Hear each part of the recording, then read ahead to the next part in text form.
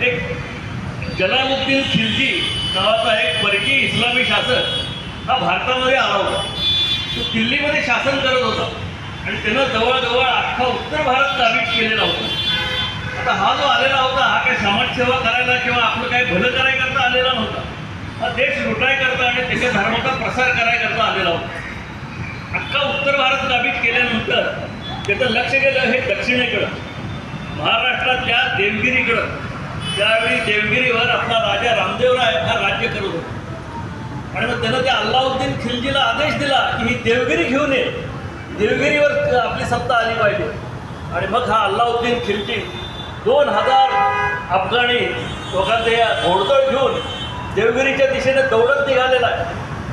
11-11 साप उंचीचे तुप्पाट राक्षस, 11-11 दाड्या आणि हातात सगळे शस्त्रास्त्र घेतलेले यमदूत ह्या देवगिरीच्या दिशेने निघालेले आहे। वेगानं उधळत निघाले, वाटेत तिने ठोकत उडवत तर सगळ्यांच्या भाल्याची टोकं देवगिरीकडे होती, तलवारची टोकं फक्त देवगिरीवर रोखलेली होती आणि हे सगळे या दिल्लीकडून उत्तरेतून देवगिरीकडे निघालेले आहे। जे वादळ हा हा म्हणता आलं त्यांनी बिनजोड आणला, नर्मदेत त्यांची घोडी घातली, नर्मदेचं पाणी गढूळ केलं आणि ते महाराष्ट्रामध्ये आले। वाटत येईल त्याचा धुवा उडवत होते, खलास करत होते, संपत होते। आणि अशा वेळी आपला हा रामदेवराय राजा हा अतिशय गाफील होता। त्याला कुणीही सांगितलं नाही की बाबा दिल्लीमध्ये एवढा मोठा राक्षस आलेला आहे, तो आपल्यावर आक्रमण करतोय, तयारीत राहा। त्याच्या मंत्रिमंडळामध्ये कुणीही त्याला असा सल्ला दिला नव्हता आणि हा पूर्णपणे गाफील होता रामदेवराय राजा।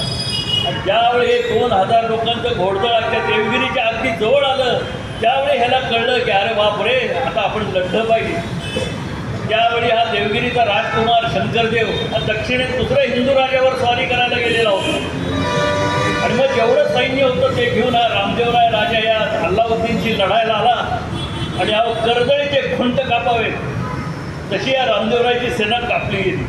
रामदेवरायचा सपशेल पराभव झाला आणि तो देवगिरीच्या किल्ल्यामध्ये पळत आलेला आहे। आणि हा देवगिरीच्या किल्ल्यात पळत आल्यानंतर अख्खं जे देवगिरी गाव होतं हे सगळं या राक्षसांच्या ताब्यात पडलं आणि सरसकट सगळ्यांची कत्तल केली।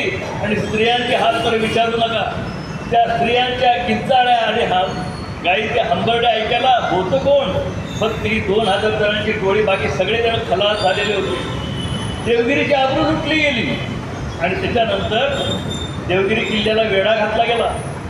या रामदेवराय राजा खुशीत होता की माझा देवगिरी किल्ला अभेद्य आहे, हा कुणी जिंकू शकणार नाही। पण नंतर त्याच्या लक्षात आलं धान्याच्या नावाखाली त्याच्या किल्ल्यामध्ये मिठाची पोती भरली